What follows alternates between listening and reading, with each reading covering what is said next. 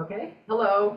My name is Barbara Delensek. I'm the Vice President of the Friends of Pelham Bay Park, and it gives me great pleasure to introduce this evening's speaker, who's Kayla Mackey, who is an expert on any number of things, thanks to 7 years as a park ranger, and now she is the Heart Island coordinator. But her heart is really in the park, so I think let's get her started in talking about all the creatures that we will see, great and small. Thanks. Great. Thank you so much, Barbara. Yeah, just like you all who are here, I love Pelham Bay Park. I love everything that lives there and everything about it. I'm really excited to be able to talk about some of the wildlife that lives here, especially since it's so cold out. It's kind of hard to appreciate the park on a day like today. So it's nice to be able to do that from the comfort of our own homes. So this is wildlife across the park, Pelham Bay's unique ecology.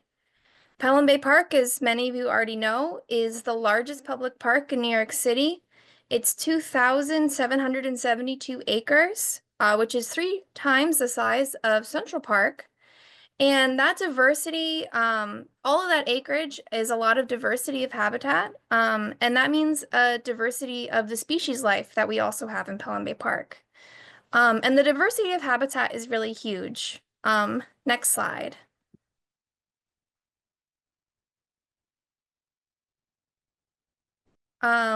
We've got 200 acres of salt marshes, which are extra important because they act as a natural filtration system. They trap pollutants that would otherwise contaminate our waterways. They have the ability to absorb fertilizers, improve water quality, and reduce erosion. So it's really nice that we have those. Next slide. We also have an outcropping of rocky intertidal habitat, which is a rare community in New York State. Next.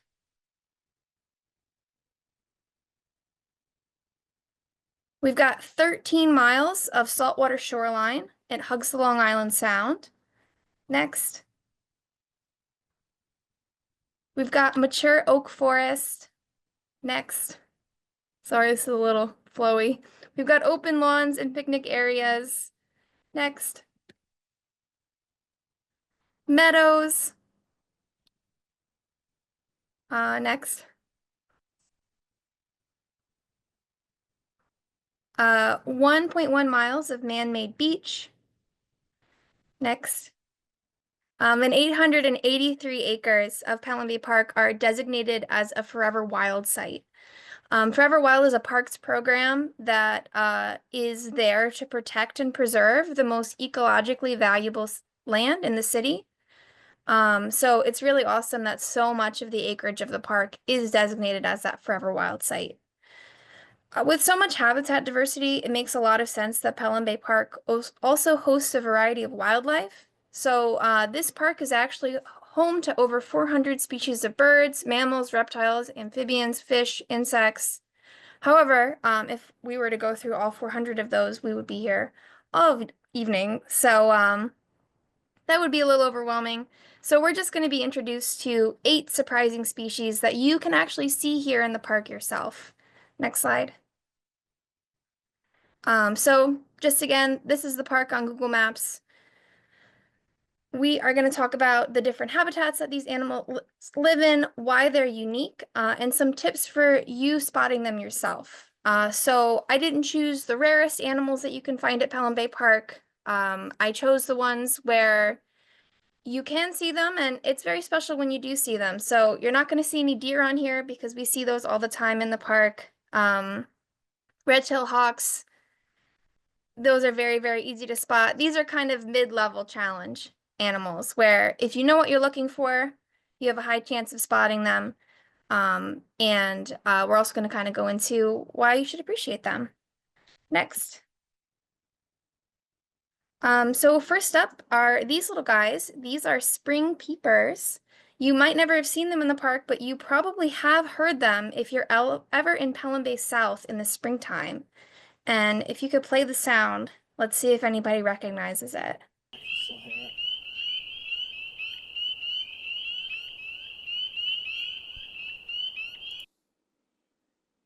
So the best time to hear spring peepers is during spring, unsurprisingly. The male peepers, they find places that amplify their calls, like cracks, crevices, tall vegetation, like near reflective surfaces like the water. And that amplification also makes them hard to spot for predators and for people. So it's kind of like a ventriloquism effect where it's really hard to tell. There's so many different peeps echoing around that they are able to flirt with female frogs without putting themselves in too much danger. So they do that by inflating their vocal sac, which you can see in this picture here, which is almost as large as the frog itself. And these frogs are teeny tiny. So, and if you go to the next slide, you'll be able to see what I mean.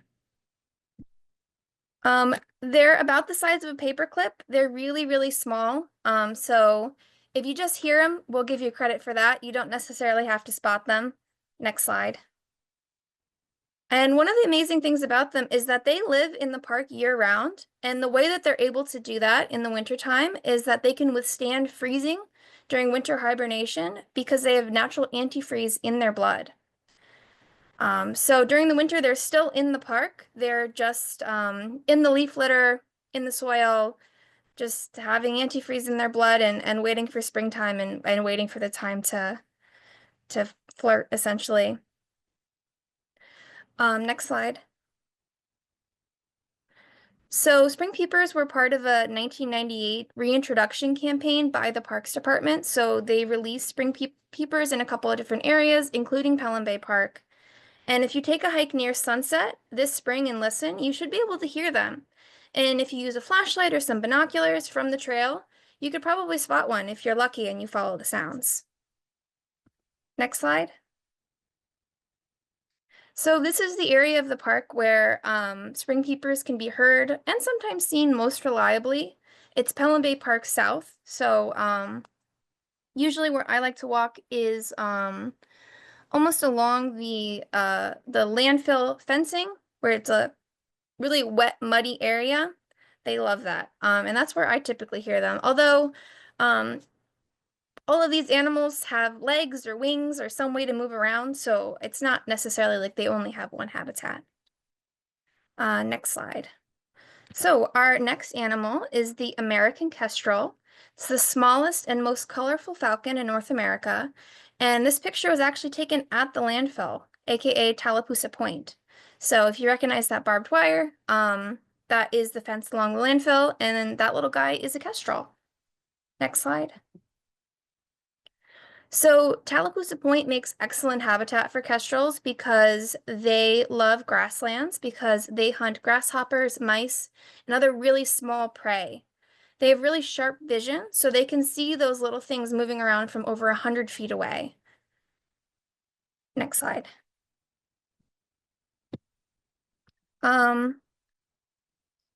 So they're really small. They have about a 2-foot wingspan. They weigh about 5 ounces. So that kind of makes a lot of sense about why a grasshopper would be their favorite food, because that's about all they can lift. And that's also from the landfill. So those squares that are fenced in, that is really excellent habitat for them to be able to look down, spot grasshoppers. And it's lucky for us because it makes them very easy to spot them. Next slide.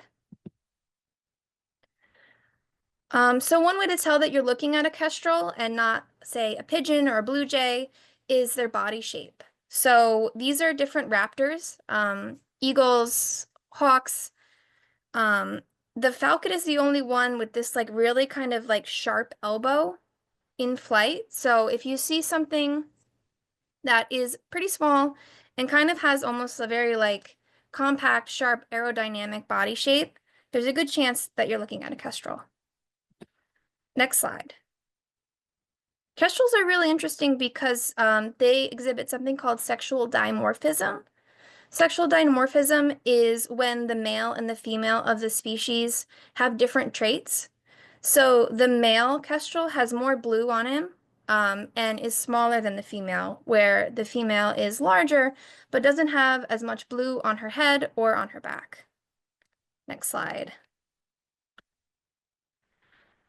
So pop quiz, is this a male or a female kestrel?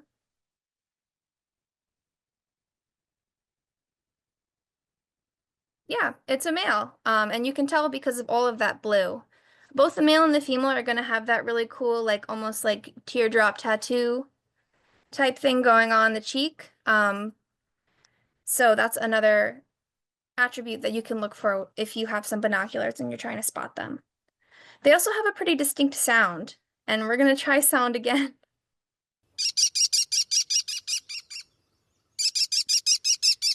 It's very squeaky and high pitched. Um, and if you are near Tallapoosa Point, looking along the fence line for small raptors who are pumping their tails, that's another motion that they do. It's a good chance you're looking at a kestrel. So our next animal is another bird, and we're ready for the next slide, with another really unique sound.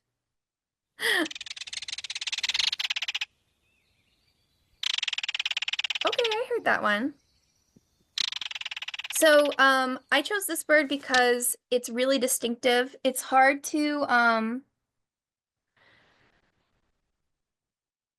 mistake it for another bird because of all of its unique colors. It's got the mohawk and it has this rattling sound. They're really, really beautiful birds, and they have a really unique behavior as well that makes it really clear that when you're looking at a bird and it's doing these things, that's definitely a kingfisher. These are really good spot birds to try and spot if you're a beginning birder. These are year-round residents of New York City, and they are related to kookaburras, which is pretty cool. Next slide. The best place to spot them is Turtle Cove in Pelham Bay Park. So that area next to the mini golf course. Next slide. That makes really excellent hunting grounds for a kingfisher because they hunt for fish from the water. So what they need is nice clear water that's relatively shallow so that they can dive in and catch their prey. And since Turtle Cove is tidal, when the tide changes, you get that high accumulation of fish. That's amazing hunting ground for kingfishers. And I see them often in that area and hear them as well. Next slide. So this is a video of the unique behavior that kingfishers exhibit, and we can play it. All the little guys had a hard time distinguishing a minnow or crayfish from vegetation. They dive into the river, return And to you their can perch stop of what it. they thought was a So they use a strategy called sit and wait. They sit from that perch that you see there with the best view over their feeding territory, and then they dive into the water and come back out, and then pound that fish onto that branch and swallow it whole. And we're going to catch a view from the inside of the water too, if you go to the next slide. So a kingfisher's eyes can account for the refraction in the water. So if you think about a straw in a glass of water, how it looks like it's split, the kingfisher naturally accounts for that and can easily identify exactly where the fish is. They can see underwater as well. They have a third eyelid, like a shark, and their thick beak breaks the surface tension of the water so that they're able to just dive straight in, attack the fish, and pop right back out. Next slide. So they can eat fish longer than themselves. Essentially, they just swallow half of it and wait for their stomach juices to digest it and then swallow the second half. So they are pretty determined eaters. But they can't actually digest the bones of a fish. So what they do is they cough up pellets, almost like an owl. Well, exactly like an owl, actually. Next slide. So just like a kestrel, belted kingfishers are sexually dimorphic, so the male and the female look a little bit different. This is actually the male, which is unusual for birds. Typically, the female is a little bit duller, a little more drab, whereas the male is the one who's got a lot of pizzazz.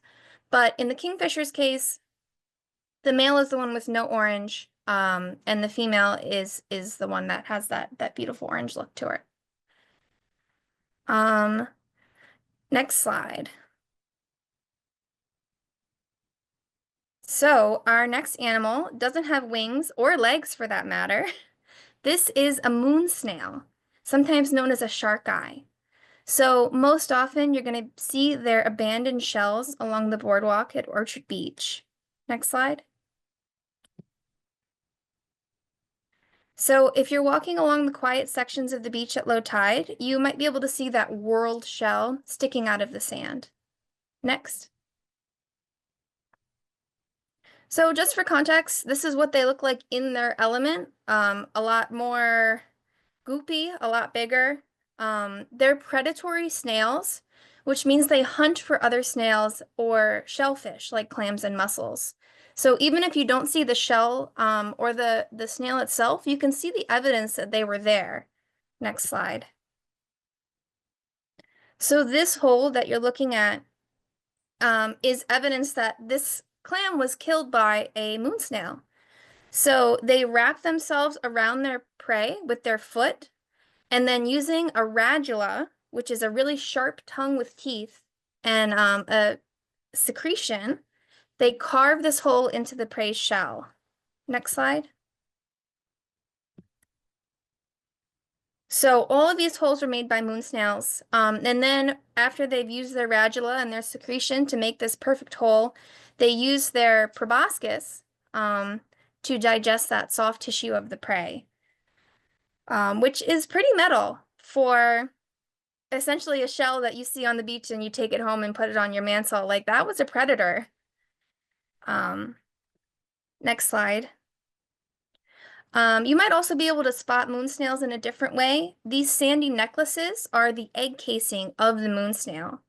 So the female moon snail lays the eggs on the sand, and then that mixes with the eggs and the sand and the mucus. It all mixes together, and it forms this sand collar. Next slide.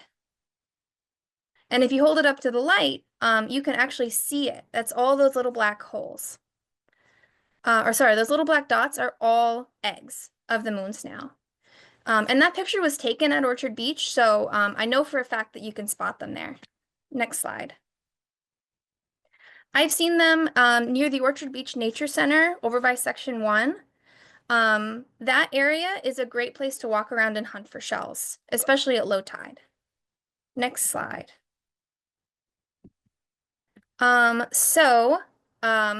Also at the Orchard Beach area is the fiddler crab.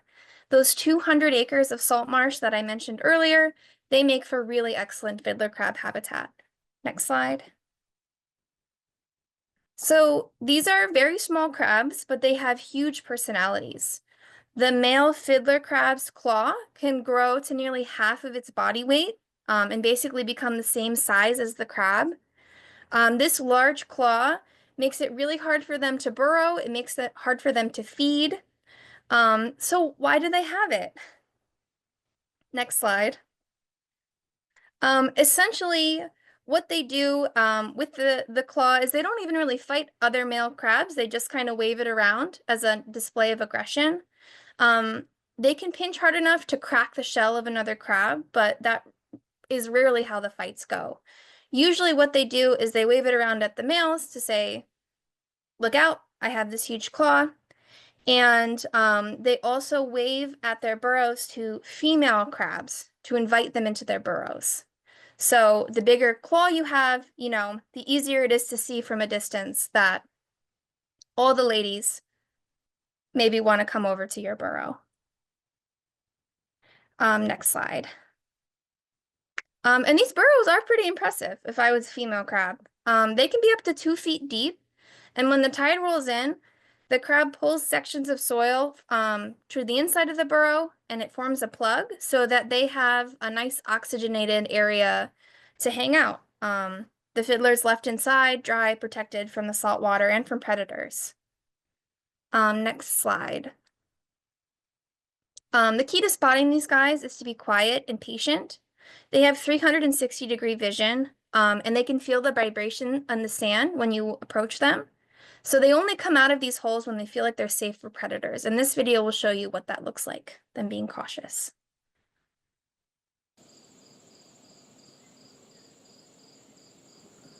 Look, it seems like these holes are You can actually stop that. homes for crabs. That's a video on the Parks Learning Hub. that I was in. But that's how the crabs kind of come in and out. And that video was filmed in the next slide on Twin Island. You can pick them up if you would like, if you're careful and gentle with them. However, they do pinch and it does hurt. And they're more fragile than they appear. So, you know, if you choose to try and handle one, just be aware that they're not as tough as they look. And if you just make sure to set them down gently, which can be startling if they're trying to pinch you, which they always are. Next slide.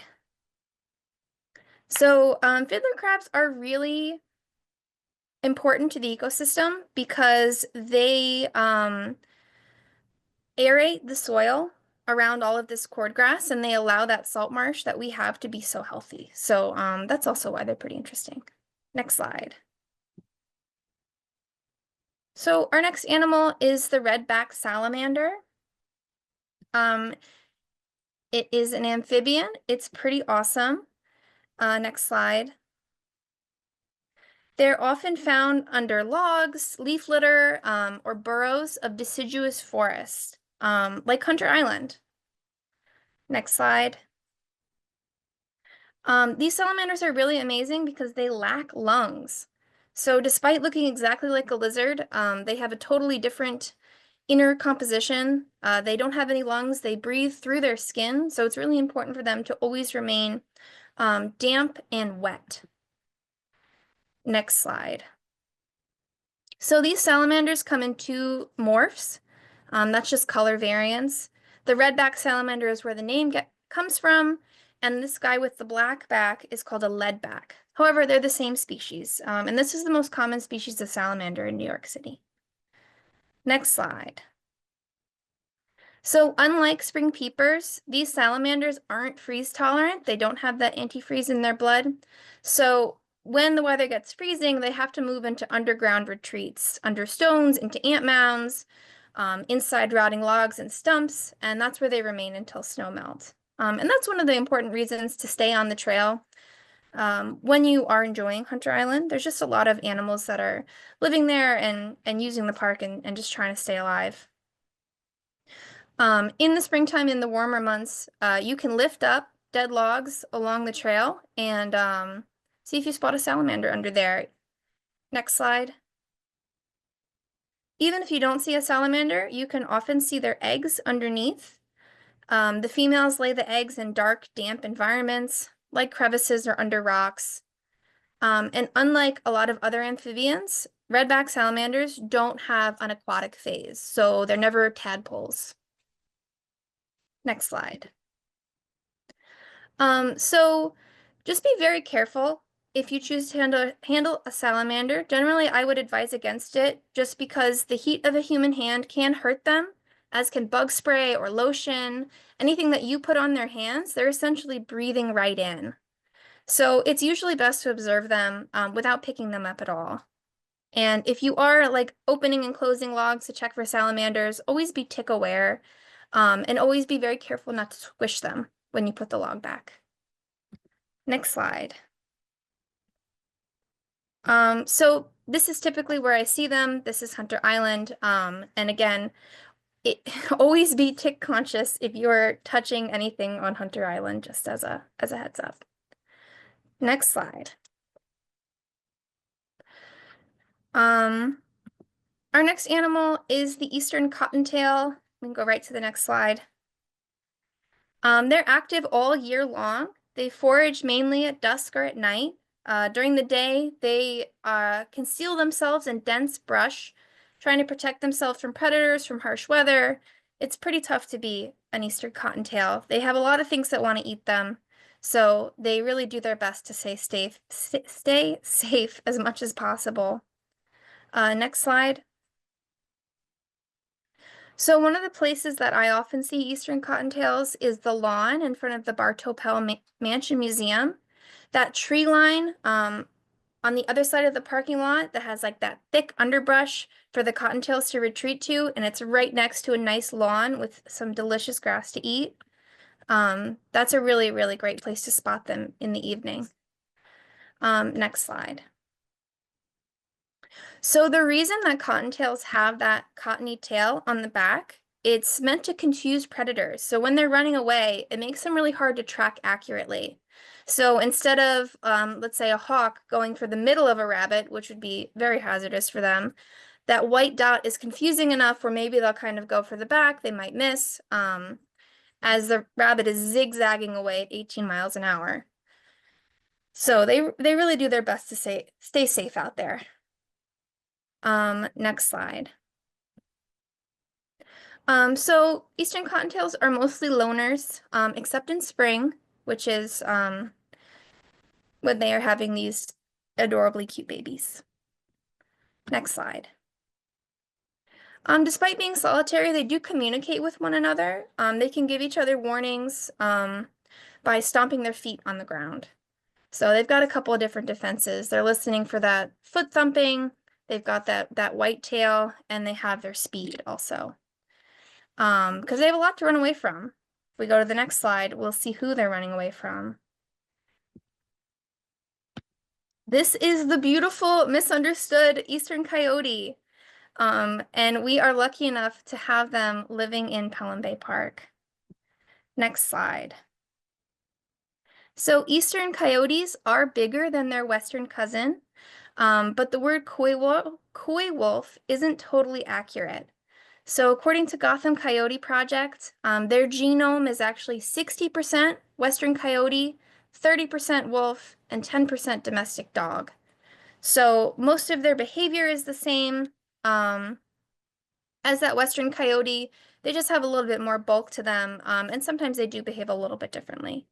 This was taken on the landfill, so they're absolutely in Pelham Bay Park. Next slide. And coyotes have called the Bronx home for over 30 years. Pelham Bay Park makes a really amazing habitat for them. They have access to ample hunting ground, as well as out-of-the-way spaces to raise their young.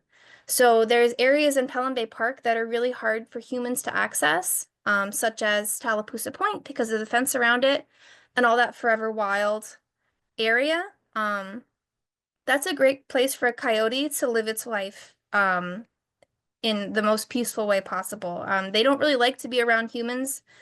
They get really good at interacting kind of opposite us. They tend to avoid us, and that's something that makes Pelham Bay Park really great habitat for them. Next slide. In the wild, eastern coyotes, they typically live only 1 to 3 years. And they often are found alone, but they also sometimes stay in family groups. So usually if you see more than one coyote, they're related to one another. They could be, you know, mother and son, father and daughter, siblings. They usually stay together when they're related. Next slide. So they like to eat small mammals like mice, rats, squirrels, rabbits, but they're not that picky of eaters. They'll eat plants, and they will eat food that people leave out. They don't prefer garbage. The Gotham Coyote Project has done a lot of research on coyotes. Garbage is never their first choice, just by analyzing their scat, which is poop. They usually stick to the things that are prey in the park, animals in the park, but occasionally they will eat garbage, especially if it's easy to access. Next slide. So oh, sorry, I'm one ahead. So this area, the Split Rock Golf Course, it's a big open field that butts up against the Thomas Pell Wildlife Sanctuary. So you have this excellent open hunting ground and a secluded wildlife sanctuary. That's amazing habitat for a coyote. And on top of that, the golf course is super predictable for them. They know exactly when the humans are going to be there, and they know exactly when the humans leave. So they're pretty shy of people because we do things that don't make any sense to them. So when there's kind of a regular cadence of humans coming and going, they learn to work around us. Next slide. And here's a coyote on the golf course. So it's best to keep your distance from a coyote. if you want to see one, dawn and dusk are the best times, because that is when they are hunting their favorite food, the rabbit, who is also out at dusk and dawn. But if you are ever afraid of a coyote or you're uncomfortable with how close a coyote is to you, the best thing to do is something called hazing. So you make yourself bigger by standing tall, you wave your arms, you yell. Essentially, you act erratically because the coyote won't know what to do with that. And they're mostly interested in minding their own business. Most of the time, when you see a coyote in the park, it's usually kind of a glimpse of it as it runs away from you. Next slide. So these are the 8 animals that I chose to kind of highlight the amazing diversity of Pelham Bay Park. And what we have is bingo. So over this year, if you want to try and spot all 8 of these animals, plus a deer as the free space, tag friends of Pelham Bay Park. Once you've kind of seen all these guys, or make your own. Like I said, there's 400 species of wildlife. That is a lot of bingo.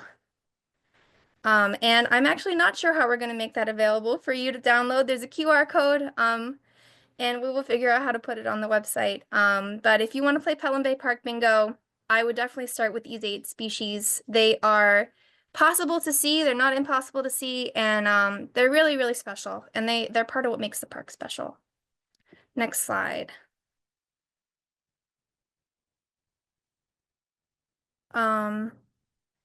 And just before I go, I want to thank a couple of Bronx Urban Park Rangers for helping me put this together.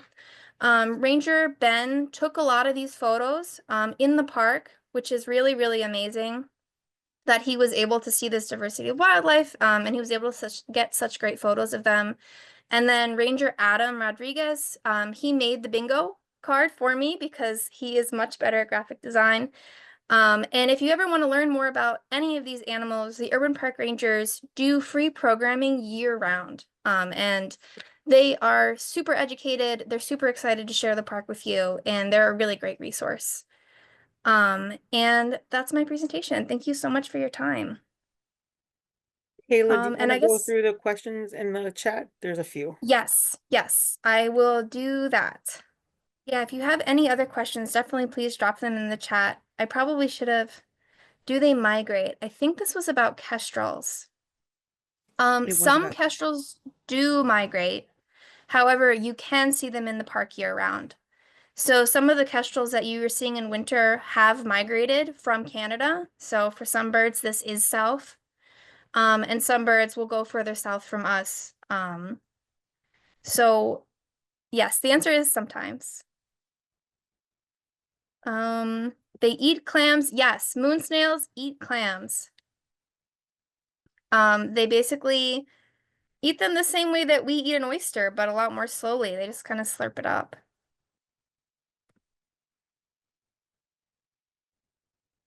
Does Pelham Bay Park have a junior ranger program? Unfortunately, no. If you go to the Pelham Bay Park Nature Center, they will give you a plastic nature detective badge. But there's no kind of formal way to hang out with them. If you're a high school student, they do something called Ranger Conservation Corps, which is a series of volunteer opportunities in the park. But that's not always hosted at Pelham Bay Park. That could be at Van Cortlandt or Cortona as well. Yeah, a lot of these photos are from the Pelham Bay, Friends of Pelham Bay photo contest. I tried to, I credited all the ones that I used from the photo contest, and so that's all you guys who are so amazing at taking photos. Are there any other questions about any of the animals? I know that was a big overview of a lot of different species. And one of the cool things about the bingo game is that as you're seeing them, you could be looking them up in the moment and learning more about them and kind of learning that way. Do we have other types of salamanders too? Yes, we do. We have a couple different species of salamander, whose names I cannot remember right now. The red-backed salamanders are the only ones that I've actually seen, though. I think just because they're so common.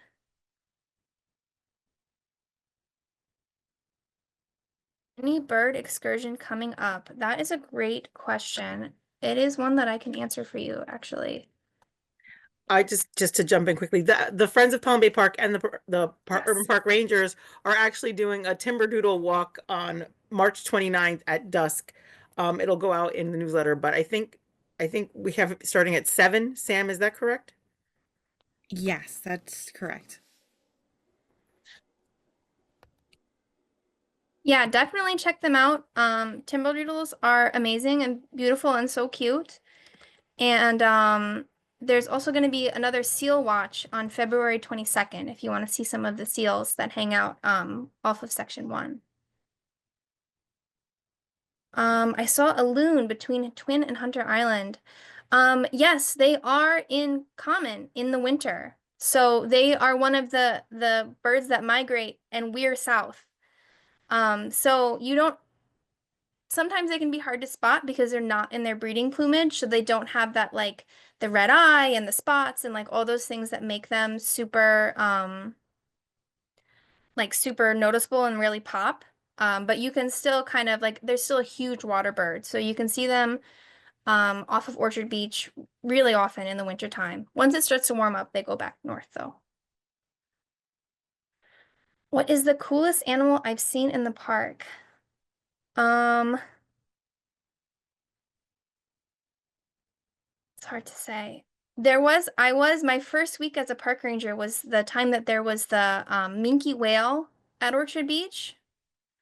So that was pretty cool and very unexpected. Um, there was in 2017 there was a minke whale in the beach area at Orchard. It was 16 feet long, and that was a big shock to me. Um, Any plan or interest in putting up kestrel boxes again? Not to my knowledge. The kestrels don't seem to be needing them from us. There are a lot of kestrels on the landfill, and they're able to use the old boxes that you might still be able to see, and then also some of the trees as well they nest in. If they were to put more up, that would probably be up to the park's wildlife unit, which is a really great kind of division within the parks department, and they make a lot of decisions about wildlife management. And were seals spotted at the last talk? I believe they were. But I was not there. Are there any pictures of the whale? I don't have any pictures, unfortunately. That was several phones ago. But it was on the news. So if you look up, yeah, like minke whale Bronx 12 from 2017, it made the news. And yeah, owls. Owls are really, really cool. There's several species of owls that live in the park. They can be really hard to spot, and they're also pretty shy, which is why I left them out of the PowerPoint. It's really important when you see an owl to maintain some distance and, give them their space. The park rangers do owl walks, I think, a couple of times a year in the winter. So that's another really great opportunity to kind of go with the experts because they're very sneaky. Oh, nice. And the Bird Alliance is doing a birding tour. So there's a lot of different groups besides the park rangers that do programs like the Bird Alliance. So if you're interested in seeing wildlife, definitely check them out. In the summertime, there's an organization that goes out and tags horseshoe crabs, which you can also find in Pelham Bay Park. So if you're interested in getting involved with the wildlife, there are a ton of different organizations. The Billion Oyster Project as well is a really great resource.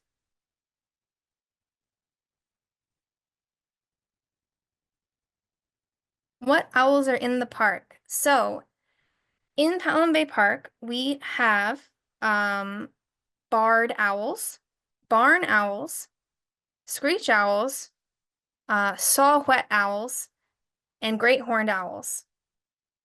And I've never seen a long-eared owl, but legend has it that sometimes there are long-eared owls. Probably the most commonly spotted is the great horned owl, though. Yeah, so I think I'm gonna turn it back over to my hosts, the Friends of Pelham Bay Park.